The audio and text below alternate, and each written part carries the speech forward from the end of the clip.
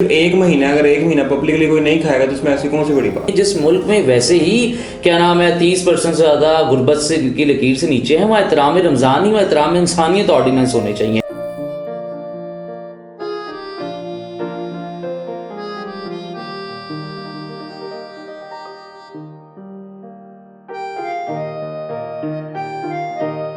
आज तो बड़ी हैरानकुन बात है, कैफ़े वालों ने सर्व नहीं किया, नहीं तो ये लोग तो ऑर्डर पूछने आ ही जाते हैं। ये तो आज बड़ा तकद्दुस कर रहे हैं रमज़ान का। भाई रमज़ान का तकद्दुस करना भी चाहिए, रमज़ान का महीना है, ये अगर करेंगे इनको पुलिस उठा के ले जाएगी, ये तो अलाउ ही नहीं है पाकिस्तान के अंदर। तुम वो अपना एहतराम रमज़ान ऑर्डिनेंस की बात कर रहे हो यार, मैं अगर पर्सनली तुम्हें बताऊं, एहतराम रमज़ान ऑर्डिनेंस जो भी आपके बिलीफ है वो इंसान की जो फ्रीडम है, जो फ्रीडम ऑफ चॉइस है, उस पर कदगन है।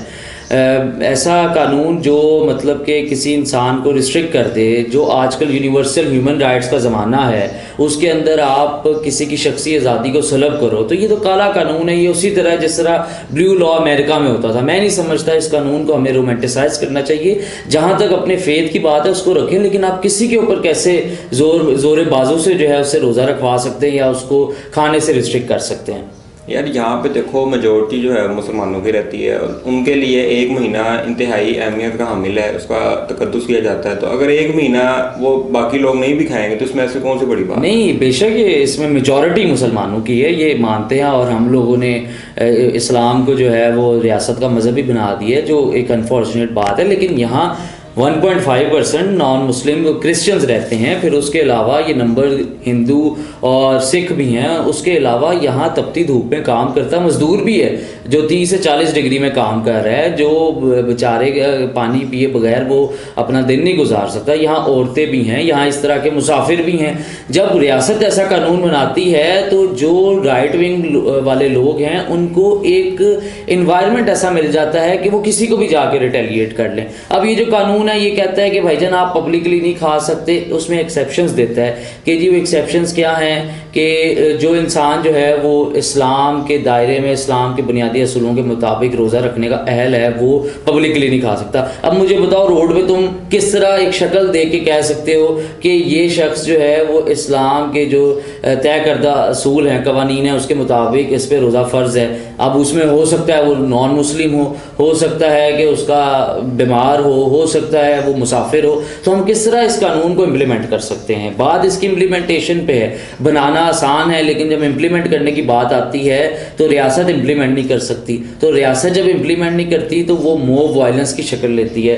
तो ये जो मोब मेंटेलिटी है ये ऐसे कवानीन की मैनिफेस्टेशन की वजह से है। ऐसे कवानीन जब रद्द होंगे, जब इनको रियासत इनकी सपोर्ट नहीं करेगी, तो ये जो मोब मेंटेलिटी है पाकिस्तान से ख़त्म होगी।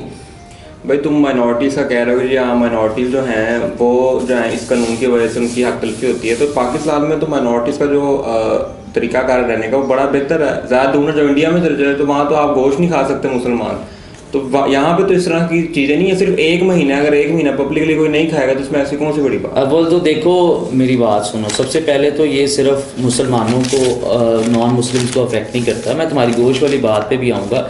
ये नॉन मुसलमानों को भी अफेक्ट करता है। वो मुसलमान जैसे मैंने बताया जो हामला ख़वातीन हैं, जो मुसाफिर हैं, इस तरह के लोग हैं, ये उनको भी अफेक्ट करता है। अगर आप सारे होटल रेस्टोरेंट बंद कर देंगे, अगर आप सारे जो डाइनिंग हॉल्स बंद कर देंगे, तो जो मुसाफिर हैं वो कहाँ से खाना खाएंगे?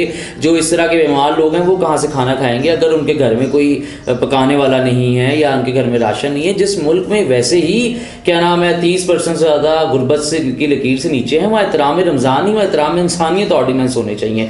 फिर जहाँ तक बात है, अल्लाह जो है वो सूरतुल बकरा में ये कहता है कि इस्लाम में कोई ज़बरदस्ती नहीं है। फिर इसी तरह हदीस है 2274 हदीस है, जिसमें आया है कि मुसाफिर और जो हामला ख़वातीन हैं या जो उनको जो केयर टेकर हैं उन पे रोज़े की जो है वो उनको रिलीफ़ किया गया है। और जहाँ तक तुमने बात की, मैं उस बात पे आता हूँ जो तुमने बात की कि हम लोग में नॉन मुस्लिम कम्युनिटीज़ को जो है वो बड़ा ठीक तरीके से रख रहे हैं और यहाँ कोई मसला नहीं है, और साथ वाले पड़ोसी मुल्क में गोश्त खाने से जो है वो मसला आ जाता है। तो यही मसला हम में है।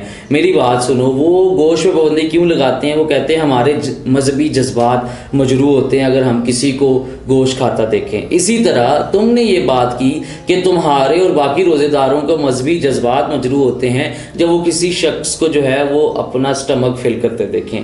तो ये दोनों चीज़ें एक ही सिक्के के दो रुख हैं। उनके मजहबी जज्बात मजरू होते हैं बीफ खाते देख के, तुम्हारे मजहबी जज्बात मजरू होते हैं किसी बेचारे इंसान को, किसी मजदूर को खाते देख के, अपना पेट खाते देख के। इसी तरह का जो वाक़या पिछले साल सिंध में पेश आया, जब एक हिंदू बेचारे एक बुज़ुर्ग को जो 80 से 90 साल का था, उसको एक कांस्टेबल ने मार मार के उसका खून निकाल दिया। उसका क्या कसूर था? जो भारत में हो रहा है उससे डबल बुरा हम लोग कर रहे हैं। तो ये डबल स्टैंडर्ड हमारे कि हम लोग किसी मज़हब, रोज़ा क्या है? रोज़ा तो सेल्फ कंट्रोल का नाम है कि आप अगर किसी को देख भी रहे हो खाते, तो आपका ईमान इतना कमज़ोर, इतना फ्रजाइल नहीं होना चाहिए। तो जिस तरह मुझे बताओ कि उनके जज्बात मजरू होते हैं, तुम्हारे भी तो इस कानून के पीछे मंतक यही है ना कि तुम्हारे मजहबी जज्बात मजरू होते हैं।